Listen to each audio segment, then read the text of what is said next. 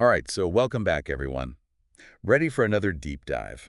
Always ready to dig into some thought-provoking stuff. Today we're taking on the word beatific. Ooh, beatific. Right, it's one of those words that just it kind of shimmers, like it's full of light and peace. It definitely evokes a feeling of deep contentment. Exactly. Mhm. And that's kind of what we're exploring today. Right.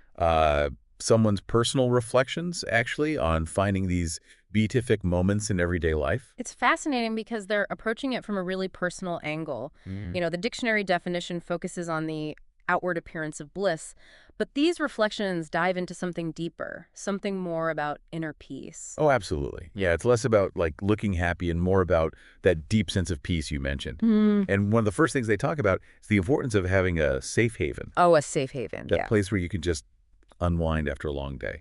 That's so crucial. And, it reminds me of there's so much research out there about how important it is to have a space where you feel secure and comfortable. Right. It can significantly reduce stress, improve mood.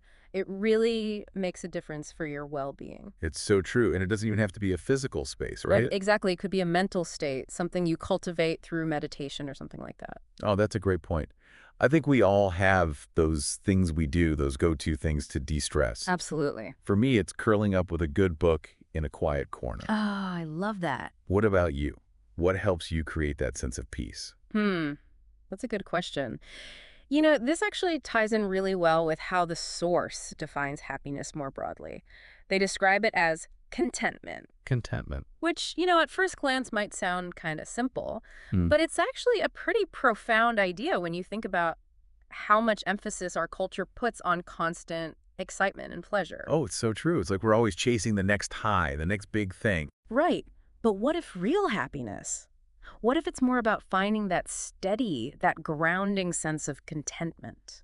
That is such a good question and such a challenge to how we usually think about happiness, I think. It really is. It made me think about the work of those positive psychologists who talk about, cultivating gratitude, savoring those small moments. It's all about long-term well-being. It definitely resonates with me.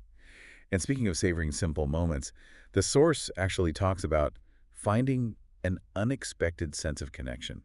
Wait for it. On a treadmill. On a treadmill. On a treadmill. Wow, it just goes to show that these profound experiences can really happen anywhere. Exactly. And I think the key, as they describe it, was being fully present in that moment. Almost like a mindfulness practice. It's like finding that sense of wonder in the everyday, the Yeah, mundane. yes. I remember one time I was just walking to work and I stopped to look at the way the sunlight was coming through the leaves on a tree. It was such a small thing, but it brought me so much joy. I love that. Have you ever had an experience like that, where something ordinary suddenly became extraordinary? Oh, absolutely. I think those moments often catch us by surprise, but they really highlight how much we miss when we're not paying attention. Mm-hmm. And, that actually connects back to what the source says about kindness. Oh, right. They have this idea that kindness should be practiced for its own sake, not because you expect something in return. That's an interesting perspective because I think so often we talk about kindness in terms of like, you scratch my back, I'll scratch yours, right? Right. But this is about finding contentment in the act of being kind itself. It's almost like a shift from, transactional kindness to intrinsic kindness. And, there's a lot of research that shows acts of kindness, even small ones, Yeah. they can really have a ripple effect, create a more positive atmosphere for everyone. It makes me think about how a small act of kindness can completely turn someone's day around. Mm-hmm. Like Hmm. holding the door open for someone, offering a genuine compliment, those little things. That's What about you? Have any small acts of kindness had an impact on you, either as the giver or a receiver? Oh, so many.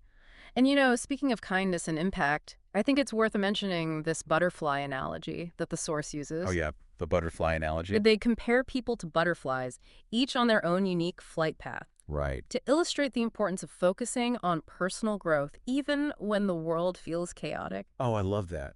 It's such a beautiful way to think about how we navigate life. Isn't it? It's not about comparing ourselves to others or trying to control everything that happens around us.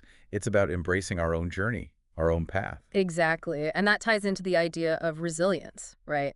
Being able to adapt to change and challenges while staying true to who we are. It really does. And it makes me wonder, what advice has helped you navigate your own life's journey? Wow, that's That's a powerful question to reflect on. And I think it brings us back to this essence of beatific, finding that joy and peace within ourselves, even amidst all the complexities of life. Absolutely. So in this deep dive, we haven't just explored beatific as a fleeting emotion. We've looked at it as a way of approaching life. We talked about creating those safe havens, embracing contentment, practicing kindness, and finding those unexpected moments of connection. And it all really points to this idea that true happiness, it's less about what's happening externally and more about that internal state of being. So as you go about your day today, maybe take a moment to really notice the little things that bring you a sense of peace or joy. You might be surprised at how many beatific moments are hidden in plain sight. I love that. Thanks for joining us on another deep dive, everyone. Until next time. Bye, everyone.